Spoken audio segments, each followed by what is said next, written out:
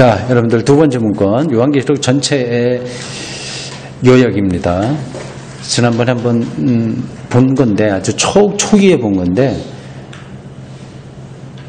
다시 한번 복습하겠습니다. 처음 볼 때하고는 지금 느낌이 다를 거예요. 전체를 공부했기 때문에 머릿속에 어느 정도 정리가 돼서 이 요약문을 이해하기 어렵지 않을 겁니다. 보십시오. 이거는 독일 성서 공회 해설이 들어있는 성경 전서입니다. 우리말 성경하고 내용은 똑같은데 거기에 독일 성경, 독일 성서 공회죠. 거기서 줄을 달았거든요. 주석이에요. 그 성경에 달아놓은 주석. 그쪽엔 마틴 루터 성경이 공적인 성경입니다. 공식 성경이요. 마틴 루터 성경. 거기에 이제 여러 학자들이 정말 네로라는 학자들이 이 해설을 붙였습니다. 내용이 탄탄해요. 좋습니다. 그 안에 있는 그 성경 안에 요한계시록이라고 하는 부분을 시작할 때 간략하게 정리한 내용입니다. 봅시다.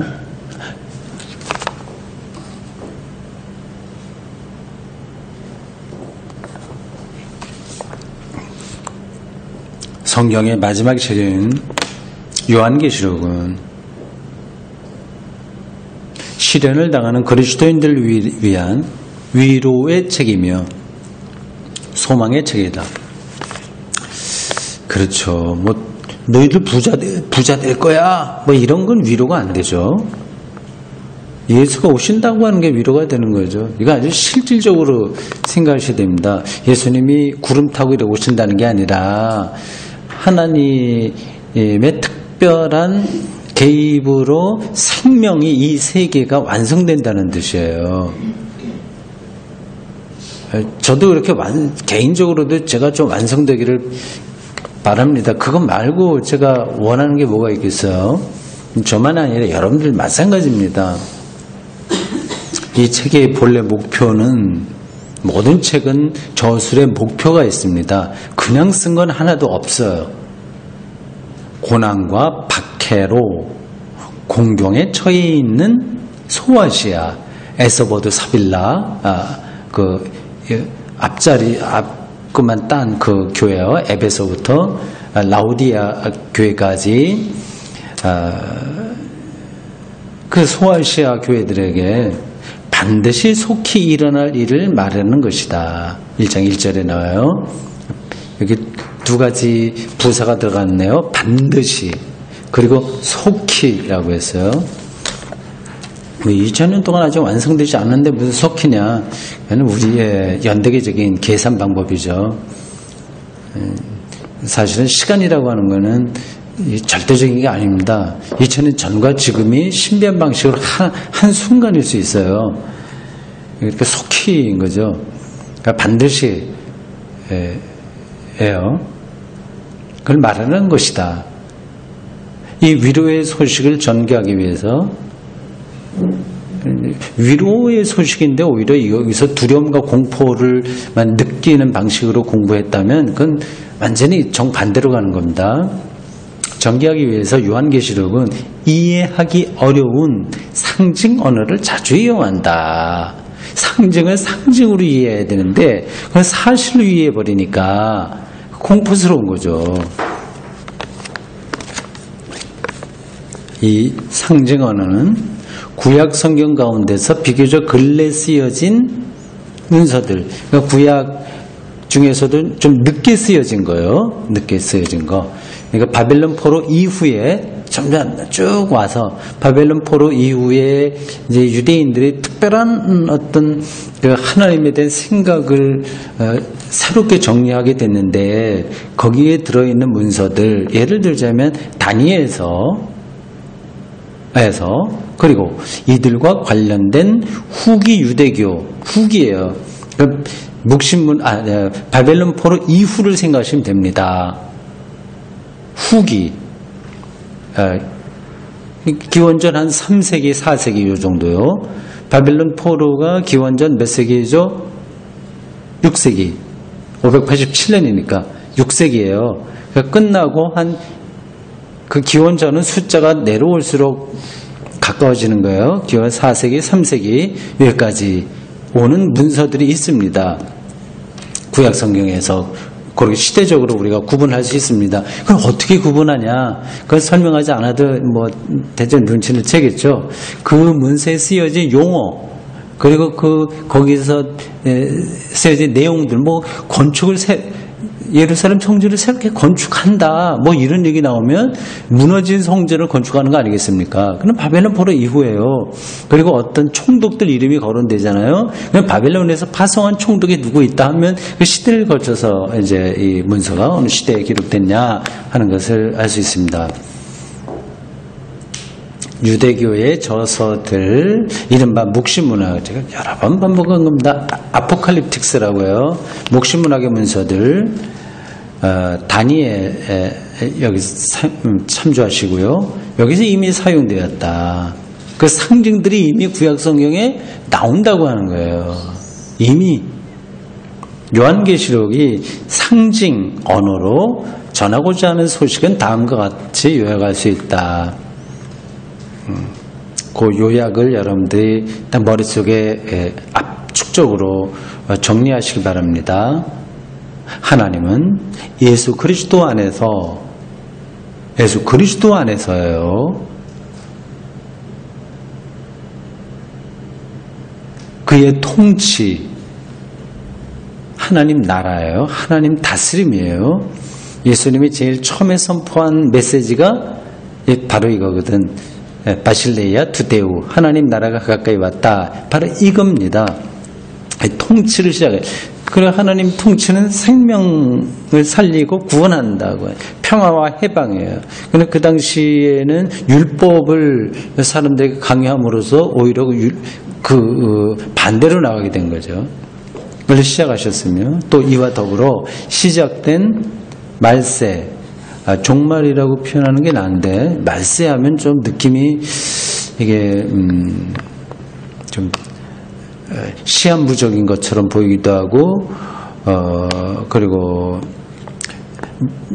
좀 비역사적인 것처럼 보이는데 어쨌든 시작된 종말의 모든 공포 속에서도 뭐 전쟁이 일어나고 하면 사람들은 공포를 느끼잖아요.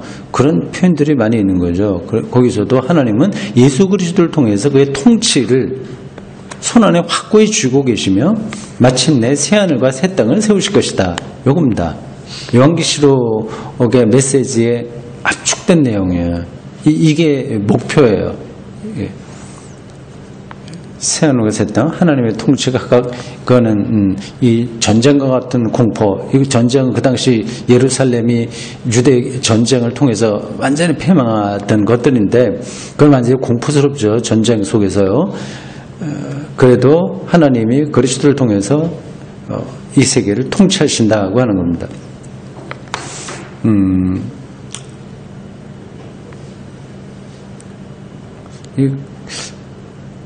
막연하게 이렇게 얘기하는 건 아닙니다.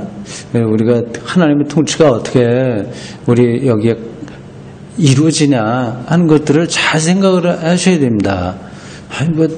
우리 집안도 잘 안 되고 걱정거리도 많고 뭐 이런저런 짜증나는 일들도 많고 한데 뭐가 하나님 통치가 어떻게 여기서 이루어지냐 이렇게 생각할 수도 있습니다. 하여튼 그거는 제가 여러 번 설교 시간에도 얘기했기 때문에 여기서 반복하지 않겠습니다. 예수 그리스도를 통해서 그 어떤 상황 가운데서도 우리는 죄와 죽음으로부터의 해방을 경험하며 그를 통해서 생명 충만감, 희망, 이게 가득한 삶이 가능한 거죠. 이 소식이 소아시아의 7교회에 보낸 하나의 방대한 편지에서 전개된다. 쭉 전개돼요. 특별한 방식으로 전개돼요. 선지자죠. 선지자 요한은 먼저 독자들에게 자기의 신빙성을 제시한다. 내가 그냥 별별 일 없는 사람 아니다. 난 특별한 하나님의 뜻을 계시를 받았다. 그걸 말합니다. 그는 자기가 근데 그렇게 얘기하면 저 사람 교만하네. 뭘 봤다고 저 사람 자기를 이렇게 내세우는 것 같아. 이게 그렇게 볼 수도 있는데 이게 교만한 게 아니라 확신인 거죠. 자기가 본 어떤 세계에 대한 확실성을 그렇게 표현하는 겁니다. 그는 자기가 높이심을 받으신 그리스도를 통해서 위임을 받았다는 사실을 보도한다. 바울도 사실은 그렇죠. 직접 예수님이 살아계실 때에 임명받지 못했으나 부활의 주를 만나고 그는 사도가 됐다. 이렇게 말하지요. 비슷합니다. 요한과 바울은 비슷해요. 그렇게 그리스도를 통해서 자기가 위임받았다고 하는 것을 말합니다. 뒤이어서 소아시아에 있는 7교회에 보내는 편지가 나온다. 다음에 미래 사건들에 대한 예견이 전개된다. 뒤에 전체가 그 내용입니다. 이 사건들은 늘 새로운 상징으로 묘사된다. 새로운 상징이에요. 여기서 7이라고 하는 숫자가 연속적 사건을 구성한다. 7개의 봉인, 7 나팔, 그리고 7 대접.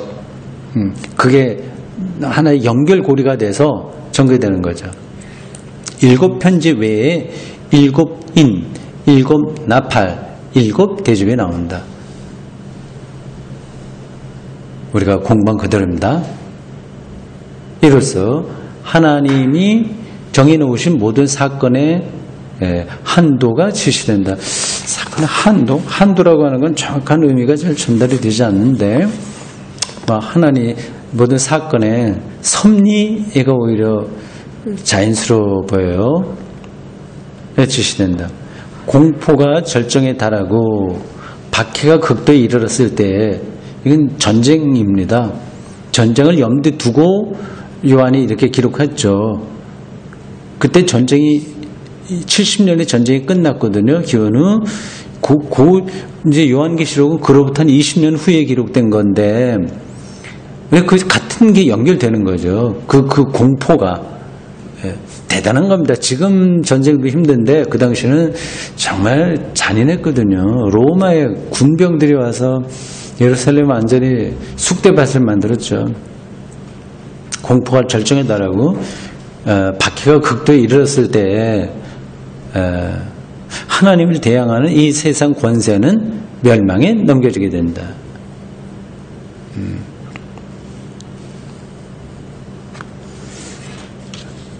그 당시는 이런 얘기했으면 헛소리 하네 그랬을 겁니다. 그리스도가 심판하러 하시러 나타나시며 어둠의 세력들을 멸망시키실 것이다. 이게 이제 우리의 긴장이에요. 이런 신앙을 가지고 있는데 여전하잖아요. 이 어둠의 세력 여전하잖아요. 이 긴장을 어떻게 우리가 붙들고 하나님 다스림에 우리가 온전히 지배받으면서 사냐, 의존하면서 사냐, 기독교 신앙의 핵심입니다. 자칫하면 어둠의 세력은 없어. 이건 쉬워. 내가 기도하면 다 이겨. 뭐 이런 그 열광주의 속으로 빠져들 수도 있어요. 그건 아닙니다. 아주 엄청난 두려움의 대상이라고 하는 건 알지만 그러나 하나님이 그것들을 멸망시키신다는 믿음으로 사는 거죠. 이제는 새 예루살렘과 하나님의 새 세계를 건설하는 길에는 아무런 장애도 없다. 마지막 결론에서는 다시 이 책의 서두와 관련을 맺는다. 하나님의 약속을 그리스도인들은 신뢰해도 된다. 하나님의 약속을. 그렇습니다. 그러므로 하나님의 교회는 어려울 때에도 역시 전적으로 확신을 가질 수 있다. 개인의 죽음과 연관시켜도 됩니다. 이게 인류 전체의 운명과 개인의 운명하고는 좀 맞닿아 있어요. 결국 개인도 살면서 어둠의 세력의 지배를 많이 받잖아요. 우리 스스로 실수할 수도 있지. 우리가 실수하기도 잘못도 하기도 하지만 그렇지 않은 경우 많은 어려움을 당하는 것처럼 인류 역사도 이제 그렇습니다. 그래도 우리 개인의 운명에서도 우리는 하나님을 신뢰하고 죽음을 맞닥뜨릴 수 있고 확신 속에서 그래 살아갈 수 있죠. 저자는 자기 이름을 요한이라고 부른다. 그는 자기를 알고 있는 교회들로부터 떨어져 있으며 뭐 반모섬이라고 하니까요. 이 귀향을 가는지 어땠는지는 잘 모르겠습니다. 그래서 그의 저서를 통해서 그들에게 말하고자 한다. 직접 말할 수 없으니까 떨어져 있어서 글을 쓰는 거죠. 후대의 전성이 제가 앞에서 얘기했죠. 어떤 제목이나 이런 게 없었는데 나중에 어떤 문필가가 누구누구가 쓴 뭐라 이렇게 말을 붙여서 그게 권위를 얻으면 초기기독교에 성경에 이름이 붙게 되는 겁니다. 그게 후대 전승이라고 하는 표현이 가리키고 있는 거예요. 그를 사도 요한과 동일시한 것은 옳다 그르다 부당하다 이렇게 말하고 있어요. 사도 요한은 아닌 거죠. 그 자신은 스스로에게 사도의 칭호를 붙이지 않았으며 그렇죠. 그러네. 사도라고 한다면 그걸 굳이 안 붙일 리가 있겠습니까? 근데 사도는 최고의 권위였으니까요. 또 자신의 사도들과 다르다고 하는 것을 알고 있었다. 이 본문 자체가 그걸 말하고 있네요. 그는 1세기 말에 이 글을 썼으니 분명하다. 한 90년에서 100년 사이에요. 1세기 말이니까. 이때는 도미티안 황제 치하에서 아시아주에, 이 아시아는 지금 우리가 있는 이쪽이 아니라 소아시아입니다. 일곱 교회가 있는 그런 쪽을 그때는 아시아라고 불렀습니다. 아시아주의 관리들이 로마의 관리들이죠. 총독들이죠. 이 사람들의 황제 숭배를 시키려 시도하던 시기였다. 이게 뭐 지금도 마찬가지예요. 이 자본주의가 이 황제 숭배하고 똑같습니다. 12장과 13장에 나타난 이러한 위협에 직면한 그리스도인들에게 그들의 믿음을 고백하고 충성을 지키라고 격려한다. 설명이 좀 잘 되어 있어요. 뭐 여러 번 얘기한 겁니다만은 그런 관점에서 보면 이 요한계시록은 굉장히 리얼한 거예요. 그 당시의 삶을 그대로 잘 드러내면서 여기서 우리가 어떻게 살아야 되냐 하는 기독교 신앙의 방향을 정확하게 제시해주고 있습니다. 요한계시록은 그리스도를 만주의 주, 만왕의 왕으로 증언하려고 한다. 이 로마 황제에게 붙여졌던 이름이었거든요. 이 증언에서 세상 종말에 관한 정확한 시기를 계산해낼 어떤 근거들을 찾는다고 한다면, 그러니까 이제 지금 이 세상 마지막 때가 됐어. 이런 식으로 계산해내갖고 어떤 마지막 그런 사람들에게 어떤 공포, 두려움 그런 것들을 주려고 한다면 이 증언의 의도를 오해한 것이다. 세상의 종말과 그리스도의 재림 전에 연속적으로 일어날 사건들의 정확한 순서를 여기서 찾으려고 하는 것은 그 상징들의 환상적 성격과 모순된다. 유럽 연합이 몇 개 나라가 됐고, 그리고 상품에 바코드를 찍는 게 어떻고, 그런 거 다 두드려 맞히는 일들이 있었지 않습니까? 코미디 같은 건데, 거기에 이제 신자들은, 그런가? 혹하죠. 이건 요한계시록이 말하는 상징들의 환상적 성격과 모순되는 거죠. 7으로 구성된 연속물들, 이것들은 동일한 근본 주제에 대한 이건 바리에이션을 가리켜요. 이게 약간 다른 형식으로 표현하는 거예요. 변종들을 인위적으로 서로 짜맞춰 놓은 것을 보아야 할 것이다.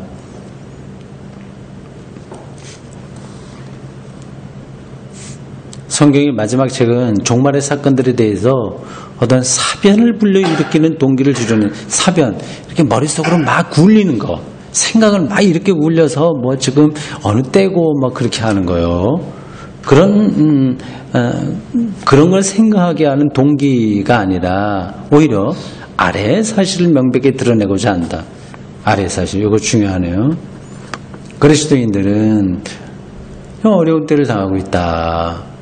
그러나 그들은 어려움 속에 내버려진 것이 아니다. 이게 참 중요한 거죠. 지금도 꼭 필요한 거죠. 어려움은 꼭 어려움만 얘기하는 게 아니라 다른데 우리 영혼을 흔들리게 하는 것, 그거 다 어려움들입니다. 초기 기독교인들에게는 로마 그 시대에 어려움이 있다면 오늘 우리는 저렇게 살면 잘 사는 거야? 저렇게 살아야 되나? 뭐 막 우리를 혼란스럽게 하는 것들이 있지 않습니까? 뭐 부러워하게 하고 그런 것들이요. 그 어려움 속에서 내버려진 것이 아니다. 그들이 알아야 할 것은 처음과 마지막은 하나님과 그리스도께 놓여 있다는 사실이다. 중간에 어떤 일이 벌어진다고 하더라도 처음과 마지막은 하나님과 그리스도에게 놓여 있으니 그를 자기가 확신한다면 지금 중간에 어떤 일이 일어난다 해서 얼마나 두려워할 것이며 거기서 뭐 절망하겠습니까? 아니거든요. 그들은 자기들을 편드시는 주를 신뢰하는 중에 두려운 세력이 있으나 실제적으로 힘드나 처음과 마지막인 그 주를 신뢰하는 중에 주가 모든 길을 그가 세우신 목표로 이끌어 가신다는 것을 확신할 수 있으며 또 확신해야 한다. 저도 똑같이 확신합니다. 개인적인 운명으로 제가 죽는데 모든 사람이 죽는데요. 그래서 하나님께서 하나님의 방식으로 최선의 길을 준비하셨다. 그걸 믿기 때문에 그 어떤 상황이 앞에 놓인다고 하더라도 두려워하지 않습니다. 요한계시록에 표현되어 있는 미래의 희망은 현실의 세계를 무시하는 광신적 종말 기대와는 분명히 구별된다. 광신적 종말 기대, 이 열광주의적인 거죠. 현실로 이해를 못하는 거예요. 불경건한 자들과 악의 세력이 교회에 가하는 고난과 박해, 시련과 곤란 아주 냉철한 필지로 거듭거듭 지적한다. 그게 없는 것처럼 말하지 않는 거예요. 아주 그거를 뚫어보아야 되는 거예요. 그렇지만 온 세상의 통치권은 어둠의 세력에 귀속되는 것이 아니라 오직 만왕의 왕께 귀속되기 때문에 그리스도인들은 종말이 가까웠다는 확신과 보라 내가 만물을 새롭게 하노라는 약속이 곧 성취되리라는 확신 안에서 위로를 받을 수 있다.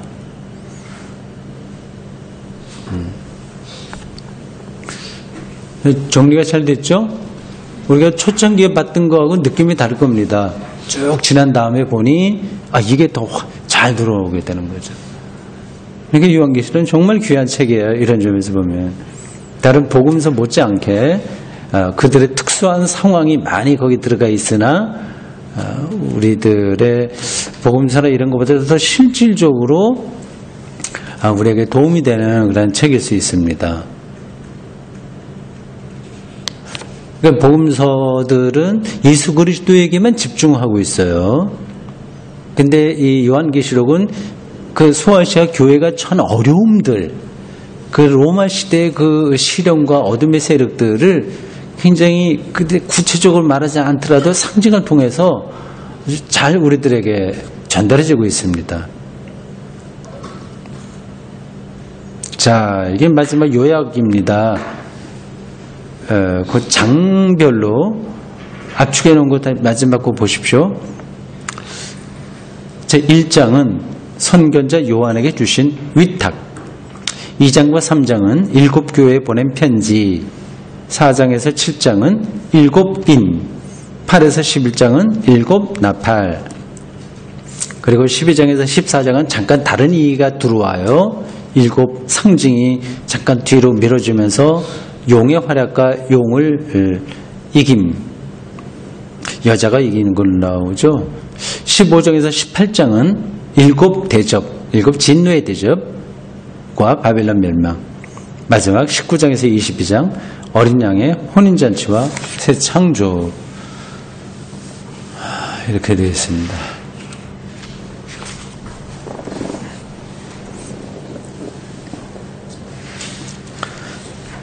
어떻습니까?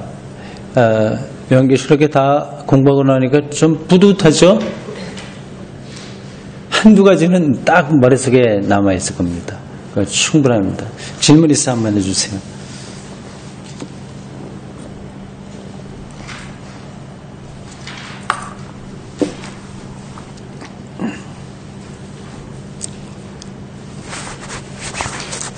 제가 가끔 뭐 뿌듯하죠, 뭐 이런저런 재밌죠, 뭐를 얘기하는 거는 내 느낌을 얘기하는 거예요. 내가 뿌듯하고 재밌으니까 이렇게 하는 겁니다. 이런 공부가 아무것도 아닌 것 같지만 이게 축적이 됩니다. 자신도 모르게. 내공이 생기는 거예요. 갑자기 생기는 축적이 됨으로써 신앙적인 내공이 생기고, 그게 이제 시간이 지나면 자기도 모르는 사이에 기독교 신앙의 중심으로 들어가는 경험을 하게 되는 거죠. 기도하겠습니다. 주님, 우리가 여러 달 동안 작년 7월부터 시작해서 여러 달 동안 많은 사람들이 어렵다고 생각하거나 또 오해하고 있는 요한계시록을 마음 들뜨지 않고 차분하게 가라앉힌 상태에서, 그리고 많은 신학적으로 우리들에게 스승이 되는 사람들의 도움을 거치면서 공부했습니다. 2000년 전 소아시아에 있었던 그리스도인들에게 준 이 말씀이 이 시간을 뛰어넘어 오늘 우리들에게 그대로 필요한 말씀이 되게 하시네 감사드립니다. 마라나타, 주 예수의 오시옵소서. 주 예수의 평화가 우리 같이 여러 달 동안 함께 공부한 믿음의 동지들에게 함께 하기를 바랍니다. 추운 절기 이제 끝나가며 또 봄이 올 때 또 새로운 공부를 하겠으니 진리의 영께서 우리를 도와주십시오. 예수님의 이름으로 기도합니다. 아멘. 수고하셨습니다.